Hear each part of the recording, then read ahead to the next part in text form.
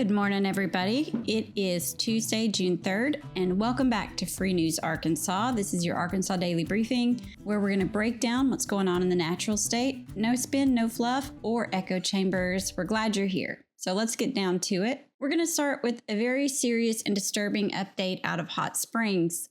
On May 22nd, Arkansas's Attorney General Tim Griffin's office raided AI Massage on Central Avenue in Hot Springs, following intel that the business was a front for prostitution and human trafficking. During that raid, investigators recovered more than $22,000 in American cash, plus foreign currency from Turkey, Thailand, and Colombia.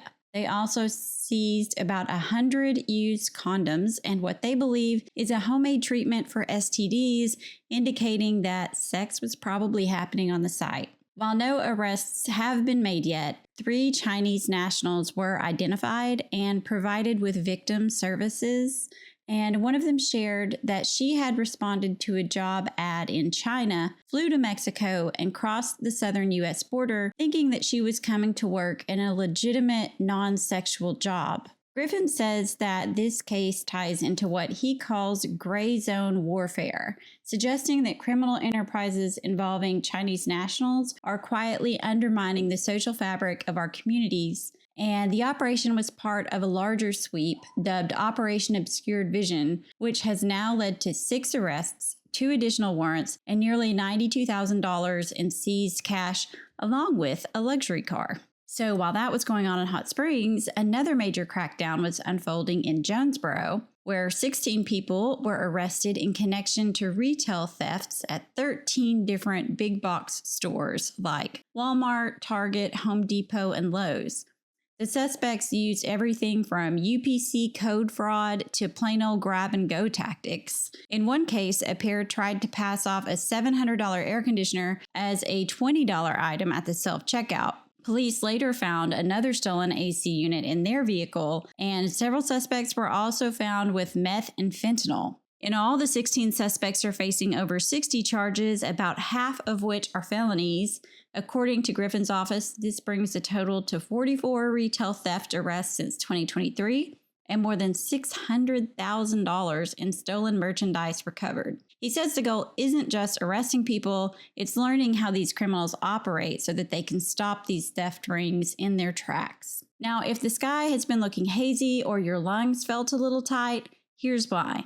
Smoke from massive wildfires in Manitoba and Saskatchewan is blowing into Arkansas because of northwestern winds. And according to the National Weather Service, the worst of it is hitting central to east Arkansas. So people with respiratory issues, especially seniors, kids, and anyone immunocompromised, has been warned to maybe stay indoors a little bit more the next couple of days. Symptoms can include chest pain, sinus irritation, headaches, or just feeling extra tired. Meteorologists have said that we should see improvement starting today as the wind patterns start to shift. And while the timing's a little early this year, it's not really that unusual. Canadian wildfire smoke makes it to Arkansas more often than you actually think. All right, let's shift gears to something a little bit more fun. Arkansas has crowned its best burger of 2025, and the winner is the Big Daddy Burger from Johnson County's Cookin' in Melbourne. This monster burger features 3 half-pound beef patties, triple bacon, triple cheese, and all your favorite toppings stacked high on a brioche bun.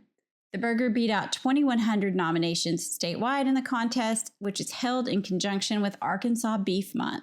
In legal news, the Arkansas Supreme Court has cleared the way for the state's lawsuit against TikTok to move forward. The state argues that TikTok and its parent company ByteDance have misled users, especially children and parents, by downplaying how much adult content is actually on the platform.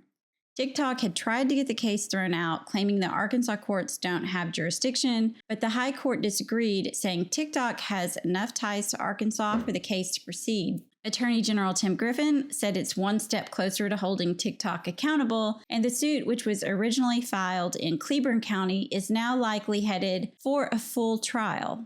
Meanwhile, in Fort Smith, a federal judge has dismissed a lawsuit filed by former Northside High School football coach Felix Curry and his attorney Joey McCutcheon. They argued that their First and 14th Amendment rights were violated when they were prevented from speaking during public comment at a school board meeting following Curry's reassignment. U.S. District Judge Timothy Brooks up in Fayetteville disagreed. He said the board's policy was viewpoint neutral and designed to keep the board impartial in pending employment matters. The court ruled that even if all the plaintiffs' claims were true, there wasn't a constitutional violation. The plaintiffs said they may refile, but for now, the case is closed. Back in Little Rock, a proposed constitutional amendment aimed at protecting the citizen-led ballot initiative process has been rejected.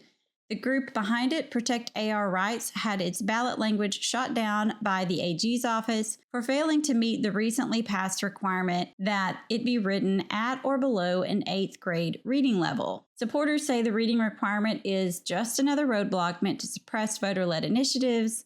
They plan to revise and resubmit the amendment. Meanwhile, a similar proposal from the League of Women Voters has already cleared the AG's office and is moving forward.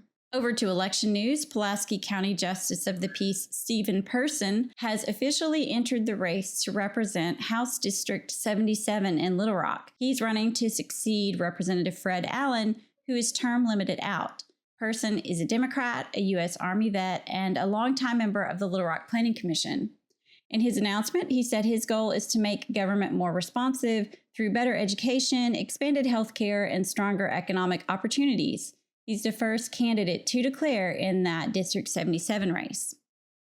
And finally, a tough end for the UALR Trojans baseball team. They took an early 5-1 lead over LSU last night in the Baton Rouge Regional, but they couldn't hold on. LSU reliever Kason Evans came in and struck out 12 batters in 6 innings, leading the Tigers to a 10-6 win. The loss ends UALR's season at 27-34, but they did put up a great fight and gave fans a postseason to remember.